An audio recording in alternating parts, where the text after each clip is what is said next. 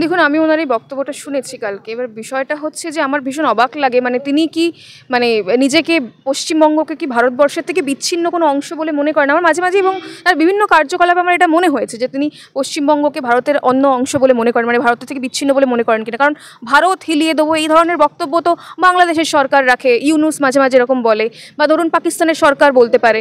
এই ধরনের লোকে এই কথাগুলো মানায়। এখন বিষয় হচ্ছে আমাদের মুখ্যমন্ত্রী মমতা বন্দ্যোপাধ্যায় বিরোধিতা করতে করতে বা বিজেপির বিরোধিতা করতে করতে কখন তিনি দেশ বিরোধিতা করেন তিনি নিজেও বুঝতে পারেন না। অপারেশন সিন্দুরের পর মুখ্যমন্ত্রী মমতা বন্দ্যোপাধ্যায় বলেছিলেন, ও মোদিজি সিঁদুর বেচতে এসেছে, এরকম একটা কিছু বক্তব্য তিনি রেখেছিলেন। তারও আগে যখন ভারত বালাকোটে এয়ার স্ট্রাইক করেছিলেন, মুখ্যমন্ত্রী তার প্রমাণ চেয়েছিলেন, সেই প্রমাণ পাকিস্তানের লোকজন চেয়েছিল। এবং সবথেকে লজ্জার বিষয়, যখন অপারেশন সিন্দুর হলো তারপর সেখানকার পাকিস্তানের মিডিয়াতে বসে আমরা দেখেছি, সেখানকার মিডিয়াতে প্যানেলিস্টরা বলছে যে ভারতবর্ষের সবাই কি আমাদের সমর্থন করে নাকি, মমতা ব্যানার্জি আছে, অরুন্ধতী রয় আছে, কংগ্রেস আছে, এরা তো আমাদের সিম্পাথাইজার।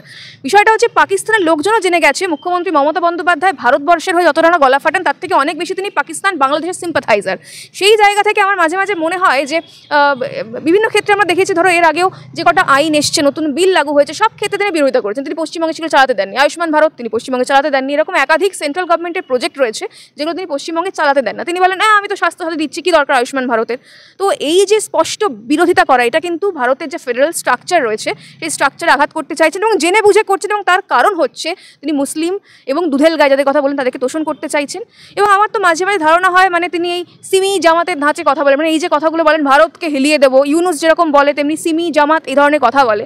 এখন বিষয়টা হচ্ছে তিনি মানে মুখ্যমন্ত্রী থেকে এক ধাপ উঁচুতে প্রধানমন্ত্রী হওয়ার বাসনা প্রকাশ করছেন বা বাসনা রাখছেন মনের মধ্যে।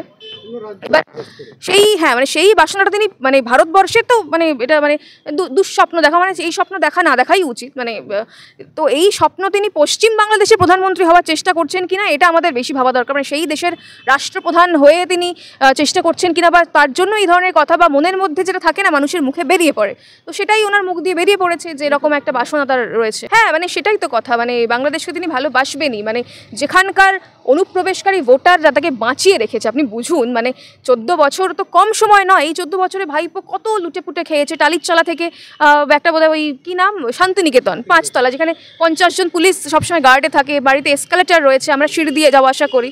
তো সেই রকম যার উন্নতি হয়েছে, যাদের জন্য মুখ্যমন্ত্রী মমতা বন্দ্যোপাধ্যায় এবং তৃণমূল দলটার এই শ্রীবৃদ্ধি হয়েছে, তাদেরকে তো ভালোবাসতেই হবে। মানে নিজের ভাই, আমরা কাদের ভালোবাসি, ভাই বন্ধু পরিজন আত্মীয় স্বজন।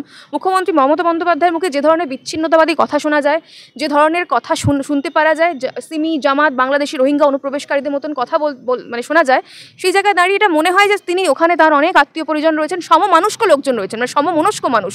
মানে তিনি এখানে বসে এটা ভাবছেন, বাংলাদেশি ইউনুস সরকার সেটাই বসে ভাবছে আর কি। তো আমি একটা মিম দেখছিলাম বাজারে খুব হচ্ছে যে হাসু আপাকে তো পাঠানো যাচ্ছে না, আমাদের এখানে একজন পিসি রয়েছে তাকে পাঠালে কি হবে। আমার মনে হয় ভাবতে পারেন উনি, মানে 26-এর পর এমনিও কোনো কাজ থাকবে না, নবান্নে যাওয়ার কোনো ব্যাপার থাকবে না, অনেক অখণ্ড সময় অখণ্ড অবসর ভেবে দেখতে পারেন।